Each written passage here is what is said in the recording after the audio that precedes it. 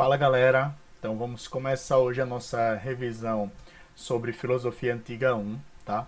Por ser um conteúdo muito extenso, nós dividiremos em duas partes. Hoje nós iniciamos com essa parte 1, tá? E vamos começar a filosofar à distância, beleza? Mas conto com todos vocês aí. Então, vamos em frente. Para a gente começar a debater essa coisa de filosofia e tal, vamos revisar, vamos relembrar um pouco da mitologia. E o que é a mitologia? São um conjunto de histórias, geralmente de tradição oral, que envolve humanos e seres sobrenaturais.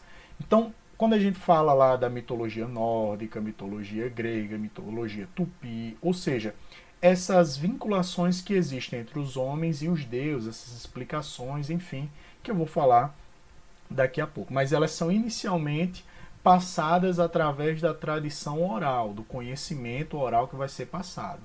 Então surge, obviamente, da necessidade do homem de explicar os fenômenos naturais.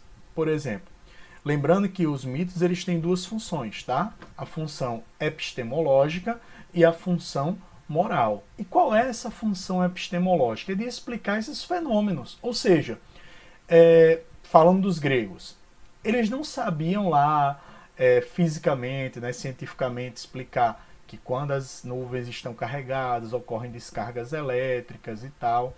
Então, para eles, eles criam um Deus que, quando está com muita raiva, começa a disparar raios sobre a Terra, que aí seria Zeus. Então, a gente percebe que vai ter essa função epistemológica de explicar os fenômenos naturais. A mesma coisa para Poseidon, que vai ser o deus dos mares, e aí sucessivamente para vários outros deuses, tá bom?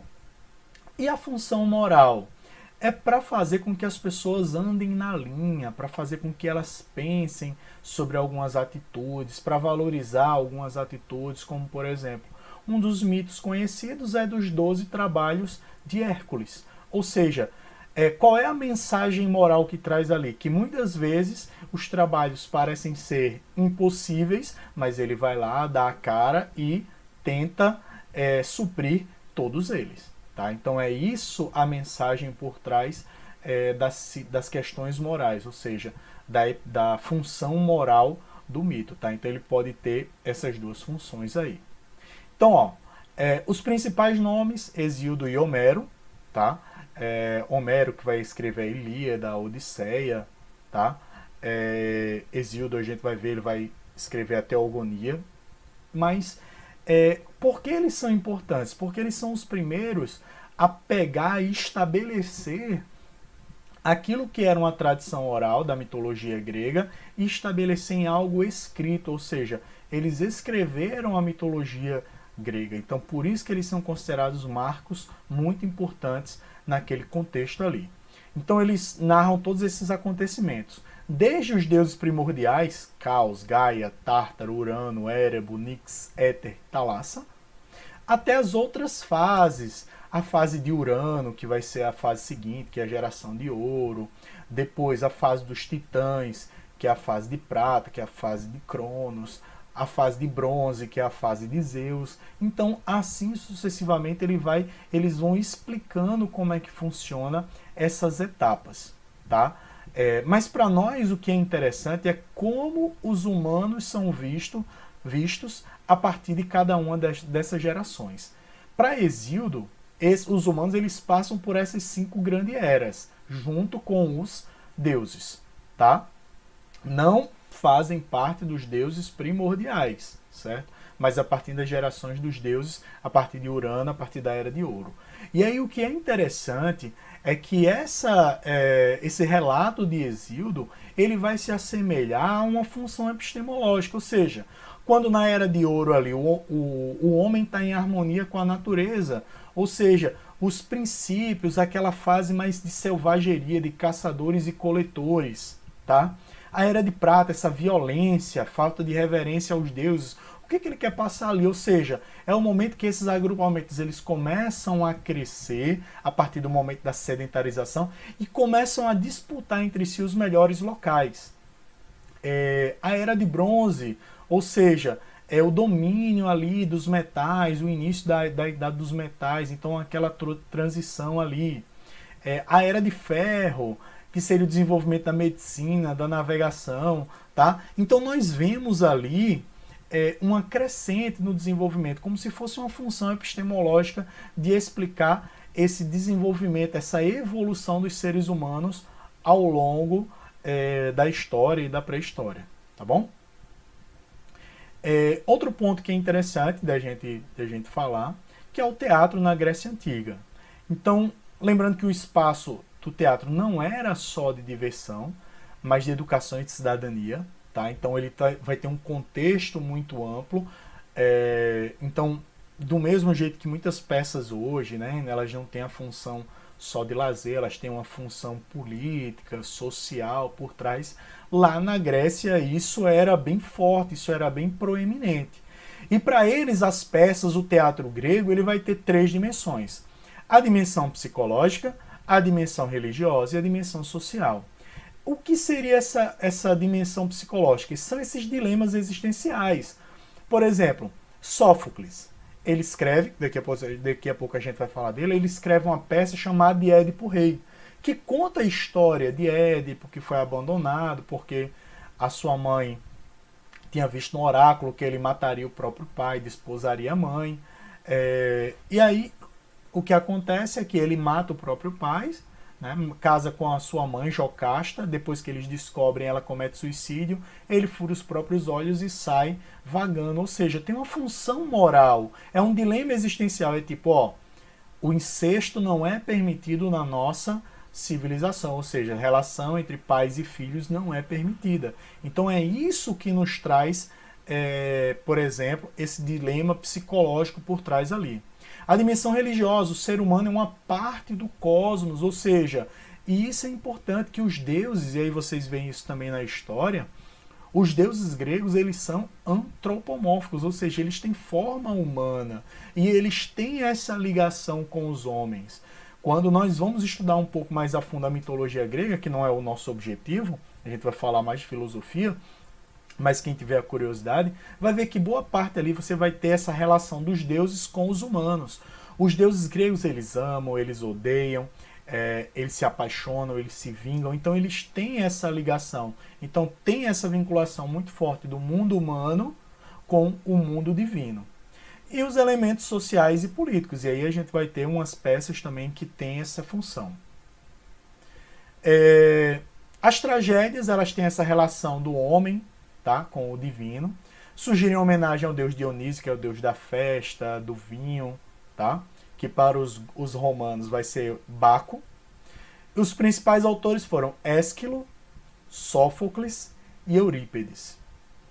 Ésquilo vai dizer, os deuses são personagens que advertem as pessoas como agir. É tipo, pessoal, vocês têm que agir dessa maneira.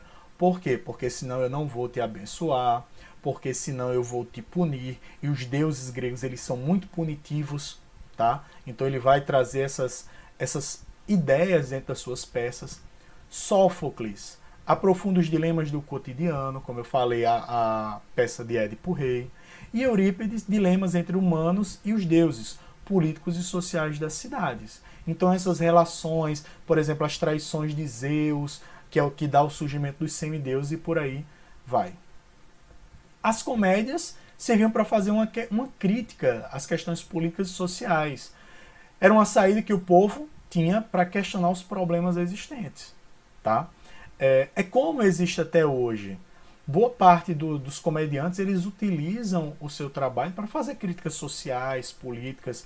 Muitas vezes nós vemos aí comediantes imitando políticos, imitando personalidades, fazendo uma crítica a uma fala que foi proferida, enfim. Então, a comédia, ela tem essa coisa ácida, essa coisa da crítica, eles trazem isso muito fortemente. Tá bom?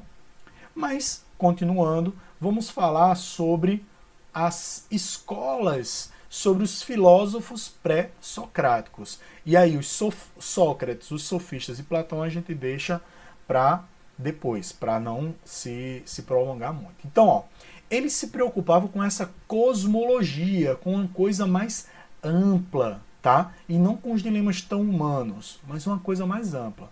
E aí os conceitos básicos em todas as escolas filosóficas. A physis, que é esse mundo físico, o mundo palpável, o mundo sensorial, tá?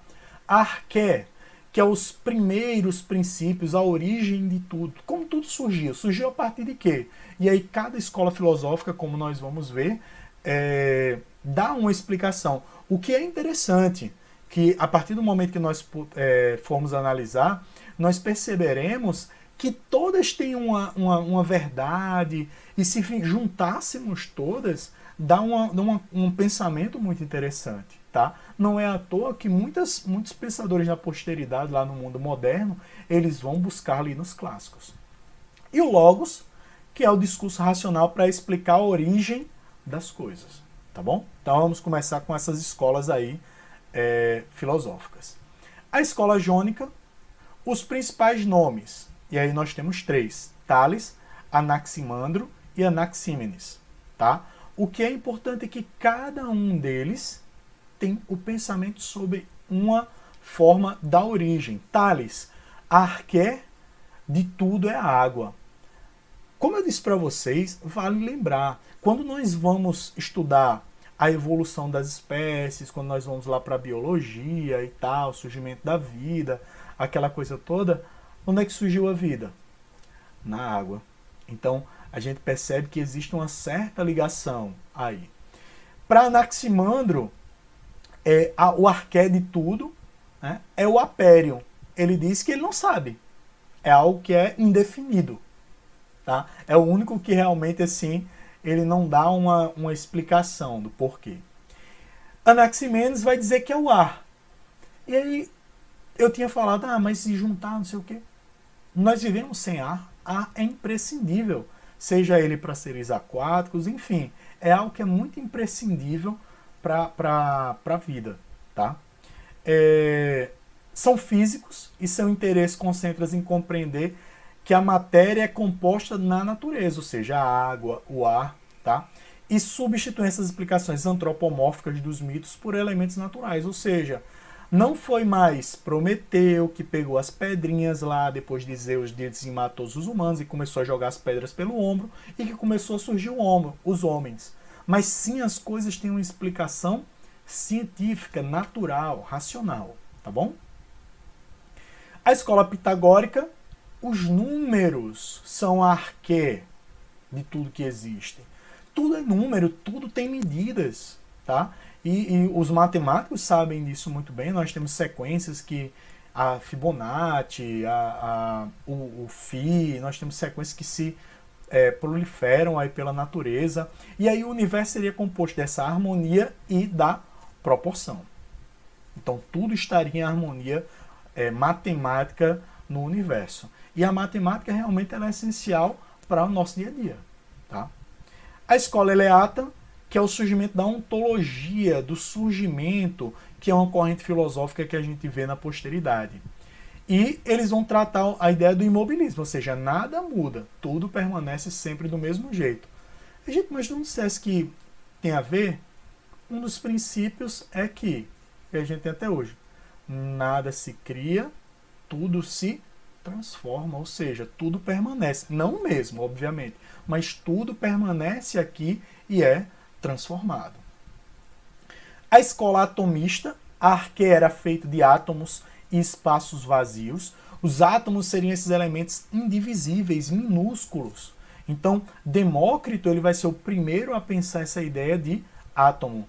E aí, inicialmente, ele pensava que o átomo ele era algo indivisível, como a gente vê depois, vocês veem isso na química, né, nas ciências da natureza, que não é bem assim.